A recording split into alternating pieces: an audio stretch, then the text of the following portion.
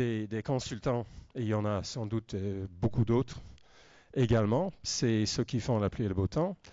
Et là, sur leur site, vous allez trouver en fait des méthodologies différentes, des méthodologies mais qui se rassemblent finalement à la fin. Donc, le BPI, vous connaissez, vous l'aimez, hein, ils ont aussi leur méthodologie en ligne qui, à force d'être utilisée, va s'améliorer bientôt.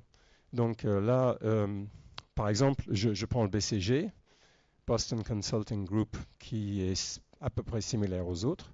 Je ne vois pas Olivier Jose, donc là, je peux pas parler de KPMG. Donc BCG, et là, si vous allez sur leur site, vous allez trouver ce qu'ils appellent le Digital Acceleration Index. Bon, alors voilà, donc ils vous placent sur des échelles. C'est soit light, soit full. Alors light, il vous place sur des échelles où il vous donne une étiquette passive, literate, performer, leader. Alors, allez faire quelque chose avec ça. Donc, la question et leur boulot, c'est effectivement de vendre les heures de consultant. Il ne faut pas se tromper de combat. Alors, le light, ça fait ça, ça vous met sur des échelles. Le full, ça vous compare avec d'autres, mais sur des échelles en fait que vous n'avez pas à disposition. Et encore une fois, l'objectif c'est de comparer les uns avec les autres et de solliciter en fait, aller chez les uns, essayer de les migrer chez les autres et aller chez les autres et en fait voilà. Donc je dirais, personne n'a l'intérêt de chef d'entreprise à cœur en fait dans tout ça. Surtout le chef d'entreprise, je dirais en fait de petite dimension. Donc, et on réfléchit sur ça. Il fallait une méthodologie très simple. Il fallait un plan de montage. Il fallait en fait faire quelque chose qui peut être fait chez soi, donc par le chef d'entreprise et ses équipes, en attente de l'arrivée des consultants, en fait, ou à faire autre chose, ou même pour lui donner déjà un point de départ. Donc chez IKEA, je dirais, on vous dit combien de personnes, c'est souvent faux. Et puis le temps, surtout la première fois, est toujours faux. Donc vous pouvez multiplier par 2 ou 3. Donc plutôt que de faire ça, et en voulant rester local et simple, en fait, j'ai pensé à une méthode qui est la méthode de la tour de Pise. Oui, c'est ça, c'est le restaurant, en fait, Pizza Sainte-Savine.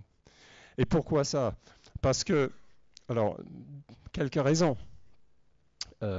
D'abord, en fait, une des sociétés les plus réussies en big data au monde, c'est Domino's Pizza, d'ailleurs. C'est un petit fait parallèle. Et aussi, les équipes de projet d'Amazon sont limitées au nombre de personnes qui peuvent manger dans 4 pizzas. Donc, le pizza est un thème récurrent, bizarrement, en fait, dans le data. Alors là, l'objectif, c'est quoi? L'objectif, c'est dire, en 2 heures, alors il y a 2 personnes. En fait, il y a le chef d'entreprise et il y a une autre personne pour tenir honnête le chef d'entreprise dans ses réponses. Ou un peu comme appeler un ami, en fait, quand elle a des questions, pour lui donner des questions. Il y a un calepin parce que, franchement, c'est très simple. Et il y a une pizza parce que je pense que le délai d'attention réel aujourd'hui chez les gens, c'est réduit à la durée d'un match de Champions League, par exemple. On arrive à peu près à se concentrer en fait sur cette période-là, mais pas beaucoup plus que ça. Donc, et puis les couverts, c'est pour ceux qui n'aiment pas manger avec les mains. Donc, alors voilà, nous voici partis dans quelque chose en fait qui sera simple à 2 conditions.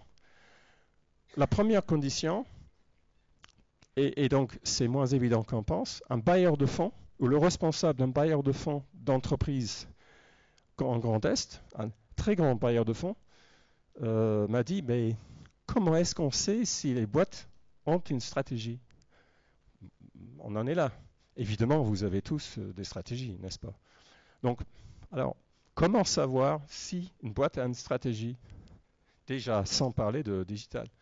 Et donc, j'ai répondu que la réponse, c'est l'intention.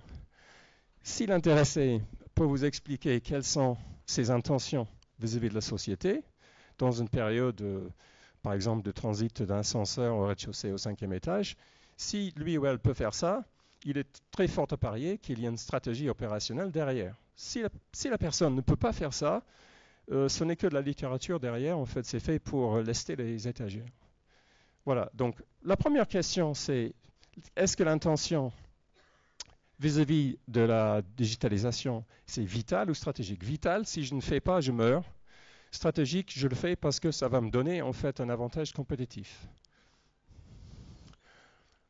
Voilà. Si oui, en fait, c'est des chantiers qui peuvent être plus ou moins lourds qu'il faut engager.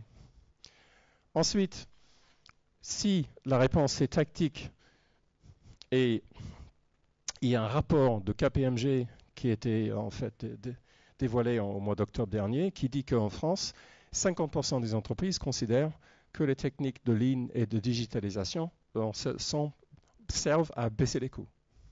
Voilà, point.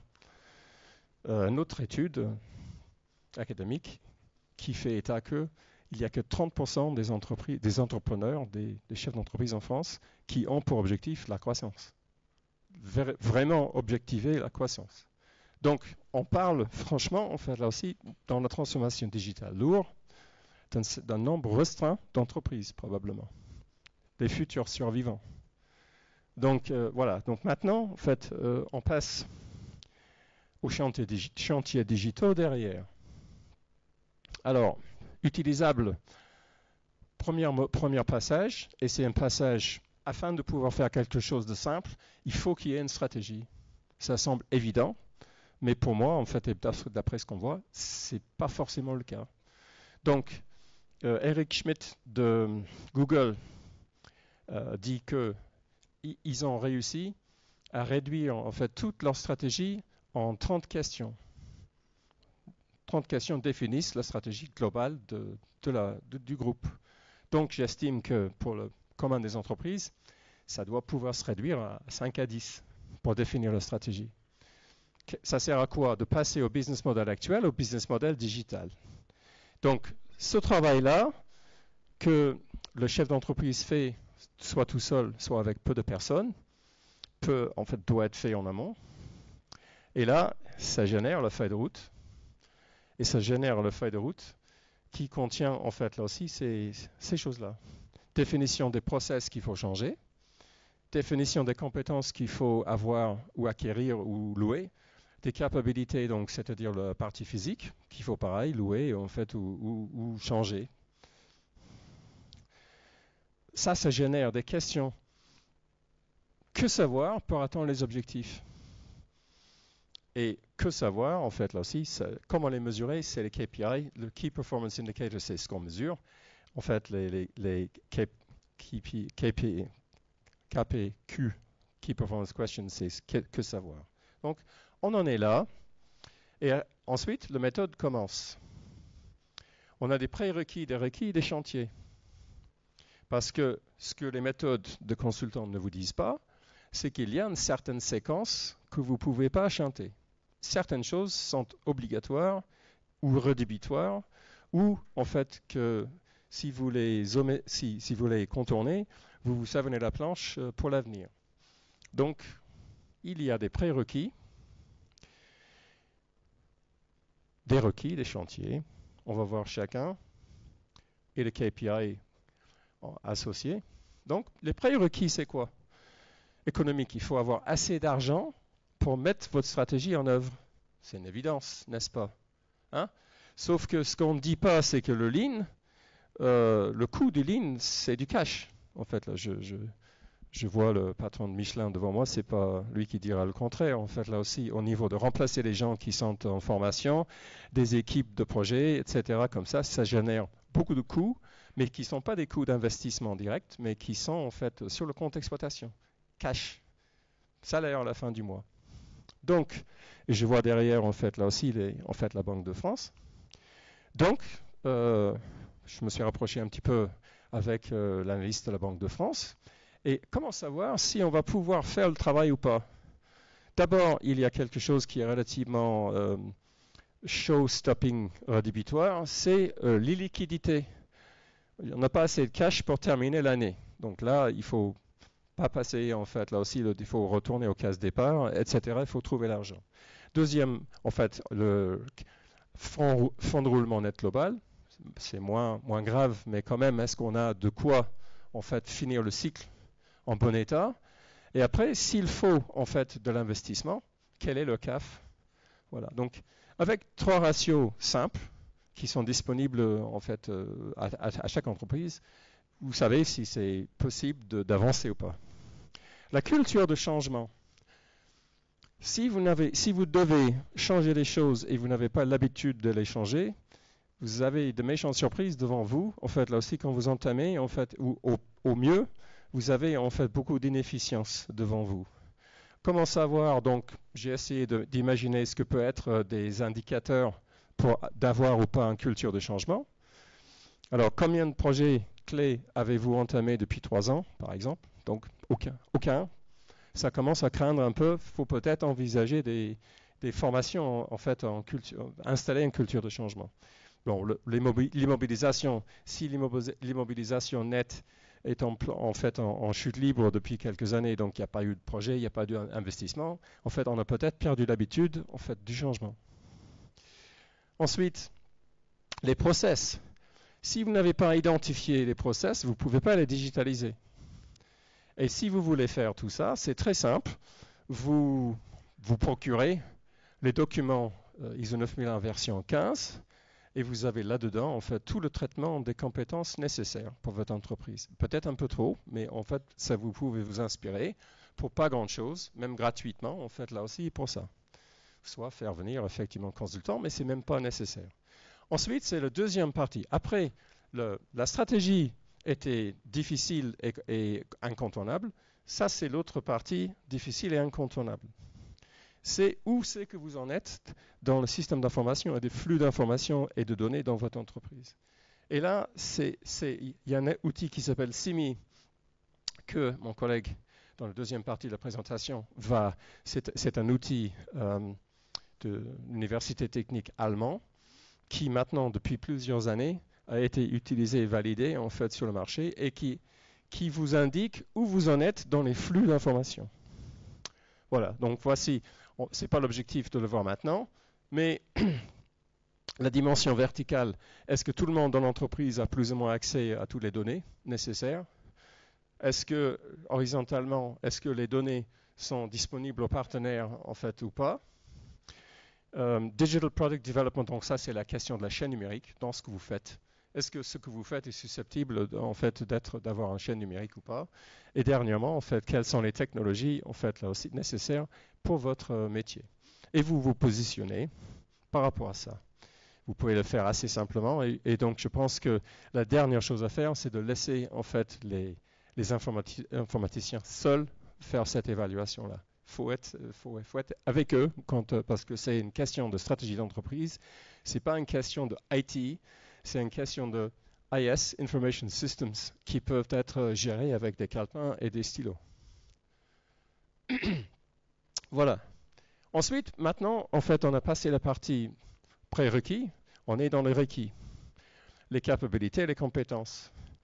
Les capacités, qu'est-ce qu'il nous faut physiquement pour atteindre notre business model numérique? Est-ce qu'il faut en fait des machines? Est-ce qu'il faut qu'on soit, je dirais, en location? Est-ce qu'on a des machines chez les autres qu'on peut utiliser, etc. Donc, comme ça, tout ce qu'on peut imaginer. On peut savoir, en fait, là aussi, quand on regarde le business model futur, on peut voir, en fait, qu'est-ce qu'il nous faut. Et sur une échelle d'un indice, on peut se placer facilement à savoir est-ce qu'on est début, quelle est la pente de la colline qui est devant nous. Les compétences, pareil. Là, ISO 9001 version 2015 a de très beaux modèles dedans, en fait là aussi, de comment traiter vos besoins de compétences. Vous pouvez toujours tout traiter, enfin prendre des problèmes, soit en fait comme des problèmes difficiles ou simples. Alors, si vous le prenez difficilement, en fait, là aussi, c'est très difficile. Si vous avez une approche simple, qui est la meilleure approche d'avoir dans la qualité, et c'est pour ça que la majeure partie des gens ne comprennent pas la qualité parce que c'est trop simple, et les gens aujourd'hui, en fait, n'aiment pas les choses simples, essaient de se compliquer la vie un peu. Avec une approche simple à ça, et avec les modèles qui sont dans cette version ISO, qui sont disponibles, vous pouvez savoir en fait quelles sont les compétences, quelles sont les criticités, en fait tout ça. Donc c'est déjà bien écrit dedans et ça coûte pas cher. ensuite, les chantiers. J'ai pris les 8 chantiers en fait que notre entreprise, parce que notre entreprise a dû, pour rester vivante, suivre le clientèle, en fait, et puis tout simplement suivre les mouvements, si possible, devancer les mouvements. Donc, voici les chantiers. Et donc, comment faire en fait un classement des chantiers? Et voilà, donc tout simplement, Maïté, notre ingénieur qui a fait ça, a voulu évidemment rajouter un peu de complexité en fait dans le tableau. Donc là, elle a mis tout ce qu'on peut imaginer. Donc dans la première colonne, vous mettez tout simplement note de 1 sur 10 sur la relevance par rapport à votre stratégie. Ensuite, vous éliminez, on fait tout ce qui n'arrive pas à 5. Et vous remplissez la deuxième colonne. C'est relevant, mais quel est le degré de criticité, importance vis-à-vis de cet élément-là? Vous mettez une note 1 sur 10. Et ensuite, à quelle vitesse est-ce que vous avez le retour sur investissement? Parce qu'il faut quand même financer les chantiers en fait, au fil du temps. Vous mettez une note, et puis hop, vous avez tout simplement avec votre calepin et votre stylo, vous avez le résultat. Donc, après tout ça, vous avez pris quelques calories en fait avec la pizza. Alors soit votre intention était de faire une vraie transformation numérique, dans lequel cas vous avez engagé les chantiers, ou vous êtes resté au tactique, dans lequel cas vous allez devant ce que j'appelle LMS, c'est les longs moments de solitude. C'est pas un consultant. Peut-être que c'est un bon nom pour un cabinet de consultants d'ailleurs. Ensuite, donc le premier pavé, c'est le chef d'entreprise et personne d'autre peut le faire. Le chef d'entreprise ou le responsable ne peut pas déléguer la réflexion. C'est pas possible. Et même surtout à un consultant. Au moins, il y a un travail préalable obligatoire à faire. Ensuite, vous avez le deuxième pavé avec le CODIR. Vous allez comparer avant et après, et là, vous allez générer vos questions, vous allez générer votre roadmap.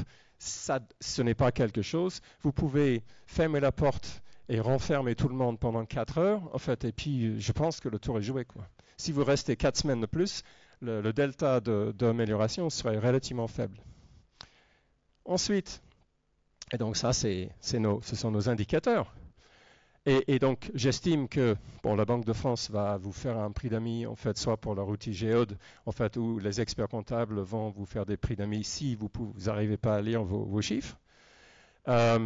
Ensuite, vous avez, en fait, ISO 9000. Alors, ce n'est pas obligatoire de vous certifier, mais vous avez des pistes très fortes dedans. Donc, j'estime que pour quelques milliers d'euros, ou moins pour une somme pour laquelle le consultant de BCG ne sort pas du lit, en fait, et encore moins vient chez vous, en fait, vous avez déjà un positionnement en fait, qui est bien pragmatique et pratique. Et voilà, donc voici en fait les 3 pavés, le chef d'entreprise, le CODIR, et après, en fait, encore une fois, à table, en fait, avec la méthode tour de Pise, vous pouvez, dans vos 2 heures, en fait, savoir où vous en êtes. Alors, après, il y a évidemment des méthodes plus académiques. Et donc, je laisse la main à Jonathan pour la partie qui suit. Et on prendra des questions à la fin s'il y en a. Merci.